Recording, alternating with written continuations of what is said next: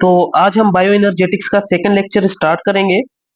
इसके अंदर मैंने आपको बताया था कि जो एनर्जी यूज होती है वो कौन सी फॉर्म के अंदर होती है। ठीक है, तो ये हमारे पास क्या होता है, एटीपी। एटीपी की फुल फॉर्म क्या होती है, एडिनोसिन ट्राइफॉस्फेट। ठीक है, एटीपी क्या होता है, एक न्यूक्लियोटाइड होता है।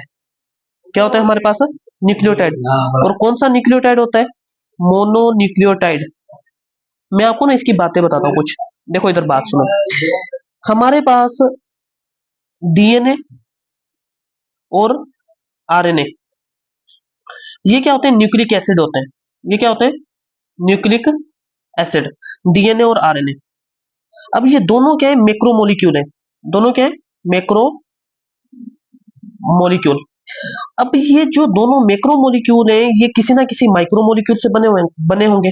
ठीक है, अब माइक्रोमोलिक्यूल कौन सा है, याद रखो, उसे हम कहते हैं न्यूक्लियोटाइड। हजारों न्यूक्लियोटाइड, लाखों न्यूक्लियोटाइड मिलते हैं तो उनमें से डीएनए बनता है, उनमें से आरएनए बनता है। तो न्यूक्लियोटाइड क्या है, माइक्रोमोलिक्यूल है। न्यूक्लियोटाइड मोनोमर है, किसका, डीएनए का और आरएनए का। फिर न्यूक्लियोटाइड में क्या होती है, चेंजिंग होती है। एक किस्म का न्यूक्लियोटाइड होता है जो डीएनए को बनाता है, दूसरे किस्म का न्यूक्लियोटाइड होता है जो आरएनए को बनाता है। तो ये डीएनए और आरएनए हजारों लाखों न्यूक्लियोटाइड से बने होते हैं, तो इन्हें हम कहते हैं पॉलीन्यूक्लियोटाइड। डीएनए और आरएनए को क्या कहते हैं, पॉली न्यूक्लियोटाइड। पॉली मींस क्या होता है, मेनी, न्यूक्लियोटाइड मींस न्यूक्लियोटाइड। ये डीएनए और आरएनए के अंदर हजारों न्यूक्लियोटाइड होते हैं तो इसे हम पॉलीन्यूक्लियोटाइड कहते हैं। लेकिन कुछ न्यूक्लियोटाइड ऐसे होते हैं साइटोप्लाज्म के अंदर कि वो अकेले रहते हैं, अकेले अकेले जिंदगी गुजारते हैं, उन्हें हम कहते हैं मोनोन्यूक्लियोटाइड। वो मोनोन्यूक्लियोटाइड क्या होते हैं, ज्यादातर हमारे पास एटीपी। एटीपी क्या होता है, एडिनोसिन ट्राइफॉस्फेट। इसे बोलते हैं energy currency of the cell. इसे हम क्या कहते हैं, energy currency of the cell. Energy currency of the cell कहते हैं हमसे। अब हम एटीपी का स्ट्रक्चर देखेंगे, structure of ATP. Structure of ATP देखते हैं। भाई देखो, सबसे पहले तो मैं आपको ना थोड़ा न्यूक्लियोटाइड के बारे में बताऊं कि ये हमारे पास क्या होती है, न्यूक्लियोटाइड होती है। ठीक है, न्यूक्लियोटाइड बनता कैसे। भाई न्यूक्लियोटाइड में कौन कौन सी चीजें होती हैं, एक होता है H3PO4, एक होती है इसके अंदर पेंटोज शुगर, और एक होती है नाइट्रोजीनस बेस। इसके ऊपर भी फर्दर हम क्या करेंगे, स्टडी करेंगे, लेकिन फिलहाल मैं आपको ओवरव्यू दे दूं। नाइट्रोजीनस बेस, अब होता क्या, फर्स्ट स्टेप क्या होता है कि पेंटोज शुगर और नाइट्रोजीनस बेस आपस में मिलते हैं। ठीक है, इस प्रोसेस को कहते हैं हम न्यूक्लियोसाइड। जब H3PO4 इस न्यूक्लियोसाइड के साथ मिलता है, ये होता है सेकेंड प्रोसेस। इसमें क्या बनती है, पूरे का पूरा न्यूक्लियोटाइड। मैं देखो, nitrogenous base plus pentose sugar, first process nucleoside. अब ये न्यूक्लियोसाइड जो है, जो पेंटोज शुगर और नाइट्रोजीनस बेस का बना हुआ न्यूक्लियोसाइड जब H3PO4 से मिलेगा सेकेंड प्रोसेस से, तो क्या बन जाएगा, न्यूक्लियोसाइड से क्या बन जाएगा, न्यूक्लियोटाइड बनेगा। अब एटीपी भी एक न्यूक्लियोटाइड है, तो हम इसको देखते हैं। भाई देखो, इसके अंदर पेंटोज शुगर होगा, पेंटोज शुगर को हम कुछ ऐसा बनाएंगे, पेंटोज शुगर को हम कुछ ऐसा बनाएंगे। भाई इसके अंदर कितने कार्बन है, 5 कार्बन, पेंटोज से पेंटा 5 कार्बन। ठीक है, carbon number 1, carbon number 2, carbon number 3, carbon number 4 और कार्बन नंबर 5। और ये हमारे पास क्या होता है, ऑक्सीजन। कार्बन नंबर 1 के साथ एक नाइट्रोजिनस बेस अटैच होती है जिसे हम क्या कहते हैं, एडिनिन। क्या कहते हैं उसे, एडिनिन। और एडिनिन प्यूरिन के अंदर आ जाती है, और प्यूरिन क्या होती है, डबल रिंग स्ट्रक्चर होती है। ठीक है, ये हमारे पास क्या, एडिनिन। और एडिनिन नाइट्रोजिनस बेस की कौन सी किस्म है, प्यूरिन में एडिनिन। और हमारे पास जो ग्वानिन होती हैं वो क्या होती हैं, प्यूरिन के अंदर आती हैं, जो डबल रिंग स्ट्रक्चर होती हैं। बाकी साइटोसिन, थाइमिन और यूरासिल सिंगल रिंग स्ट्रक्चर के अंदर आती हैं, वो पायरामिडिन कहलाते हैं। तो ये हमारे पास पेंटोज शुगर हो गया। ठीक है, और ये हमारे पास एडिनिन। एडिनिन और पेंटोज शुगर जब मिलते हैं तो हम इसे कहते हैं एडिनोसिन। हम क्या कहते हैं इसे, एडिनोसिन। अच्छा, अब 5वें कार्बन के ऊपर कितने फास्फेट लगते हैं, 3। कितने फास्फेट लगते हैं, 3। तो ये एडिनोसिन और इधर 3 फास्फेट लग गए, तो हम इसे क्या कहते हैं, एडिनोसिन के साथ कितने फास्फेट लगे, 3। तो ये बन जाएगा एडिनोसिन ट्राइफॉस्फेट। क्या बनेगा ये, एडिनोसिन ट्राइफॉस्फेट। ये बन गया हमारे पास एटीपी। और ये क्या होता है, energy currency of the cell. अब इसको हम देखते हैं थोड़ा सा। भाई ये हमारे पास एडिनोसिन ट्राइफॉस्फेट, ये एटीपी क्या होता है, कोई भी रिएक्शन होता है जिसके अंदर हमें एनर्जी चाहिए होती है, ये किस में टूट जाता है, एडीपी एडिनोसिन डाइफॉस्फेट में, और एक इसमें से इनऑर्गेनिक फास्फेट जो होता है वो क्या हो जाता है, रिलीज हो जाता है। इसके रिलीज होने के तहत कितनी एनर्जी रिलीज होती है, 7.3 kilo calorie, 7.3 kilo calorie. Calorie जो होता है वो एनर्जी का क्या होता है, यूनिट होता है। ठीक है, इतनी एनर्जी रिलीज होती है। मैंने आपको पहले ही बताया था पिछले लेक्चर में कि बॉन्ड फॉर्मेशन जो होती है वो क्या होता है, एंडोथर्मिक रिएक्शन होता है, और बॉन्ड क्लीवेज, बॉन्ड क्लीवेज भाई देखो हुआ क्या, ये हमारे पास एटीपी था ना, इसमें से एक फास्फेट क्या हो गया, रिलीज हो गया, तो ये बॉन्ड क्लीवेज है। तो बॉन्ड क्लीवेज के अंदर एनर्जी रिलीज होती है, कौन सा रिएक्शन होता है, एक्सोथर्मिक, जिसके अंदर एनर्जी क्या होती है, रिलीज होती है। तो ये 7.3 किलो कैलोरी एनर्जी रिलीज होती है, और ये एनर्जी ही क्या करवाती है, आयंस की मूवमेंट करवाती है। यही एनर्जी क्या करती है, वेसिकल्स, प्रोटीन के जो वेसिकल्स बने थे, जो रफ एंडोप्लाज्मिक रेटिकुलम के ऊपर, राइबोसोम के ऊपर जो वेसिकल्स बने थे, उनको एक जगह से दूसरी जगह लेकर जाना, यानी कि गोल्जी बॉडी तक लेकर जाना है, के लिए जो एनर्जी चाहिए वो भी यहां से ही मिलेगी हमें। ठीक है, तो और जीन एक्सप्रेशन के लिए जो एनर्जी चाहिए वो भी यहां से मिलेगी, जो ट्रांसफर आरएनए साइटोप्लाज्म से अमाइनो एसिड को उठा के राइबोसोमल आरएनए के पास लेकर आता है, तो वो एनर्जी चाहिए उस प्रोसेस के लिए भी, तो एनर्जी भी यहां से मिलेगी, क्योंकि ATP energy currency of the cell होता है। ठीक है, अब इधर मैं कुछ आपको ना एनर्जी के यूनिट लिखवा देता हूँ, वो आपने याद रखने हैं।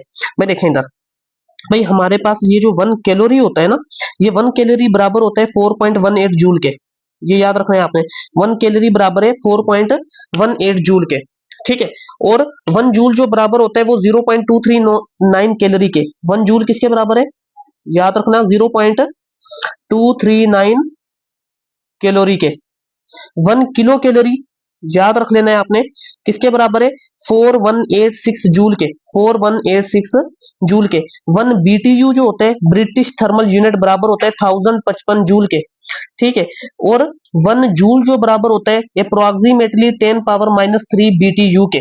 ठीक है, इसके बाद आपने याद रखना है कि 1 किलो वाट आवर ये बराबर होता है 3.6 इंटू 10 पावर 6 जूल के, या हम इसको ऐसे भी लिख सकते हैं 36 इंटू 10 पावर 5 जूल के।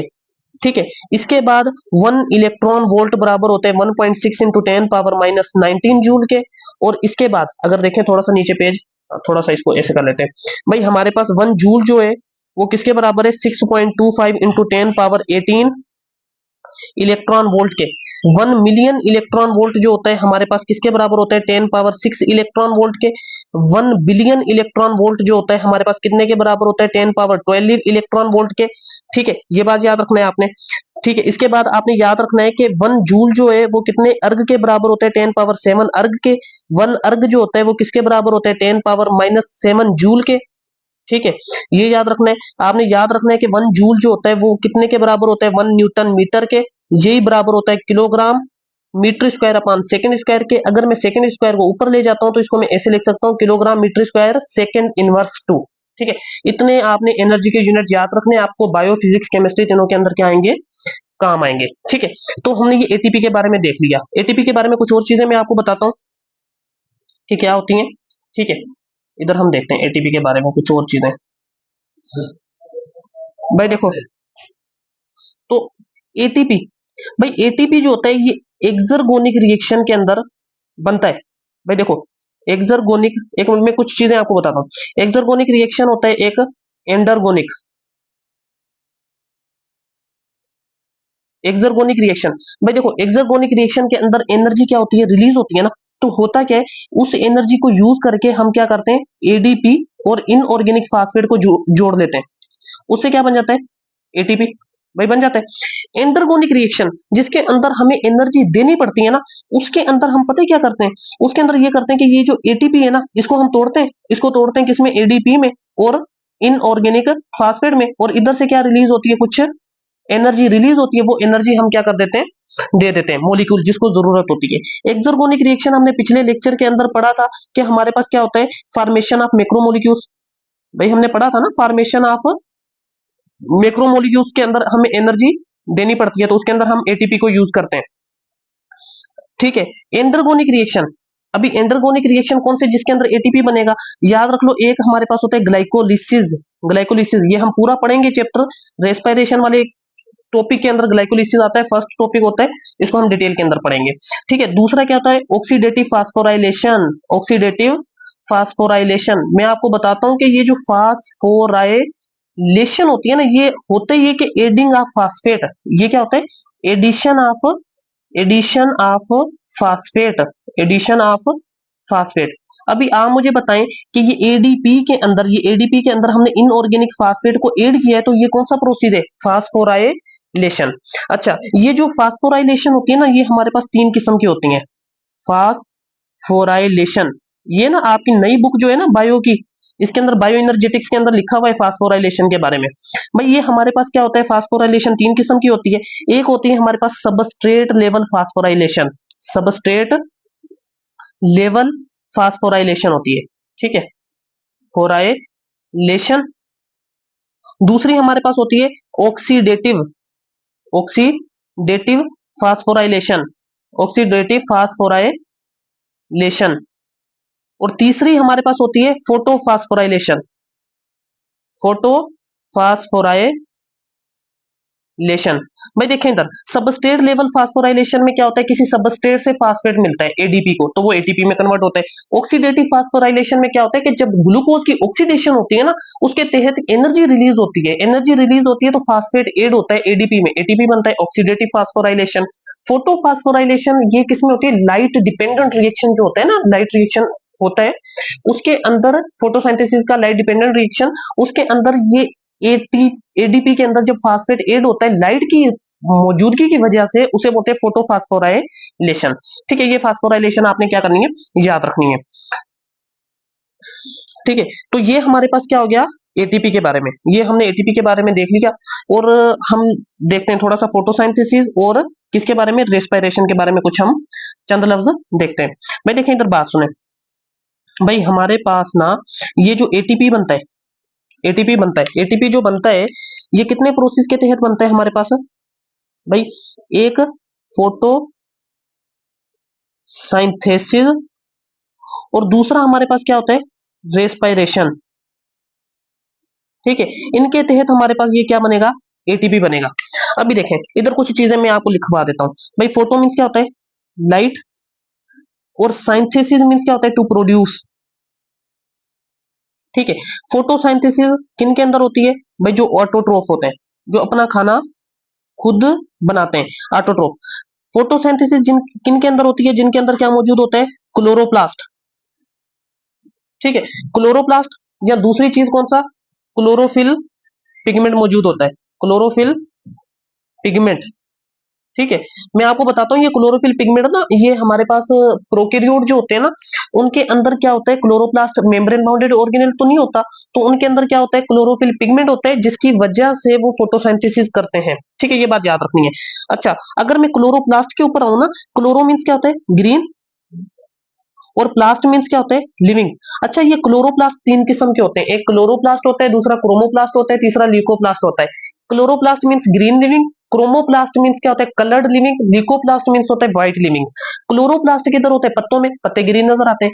क्रोमोप्लास्ट प्लांट के कौन से पार्ट्स में होते हैं, फ्लावर्स में, वो कलर्ड नजर आते हैं।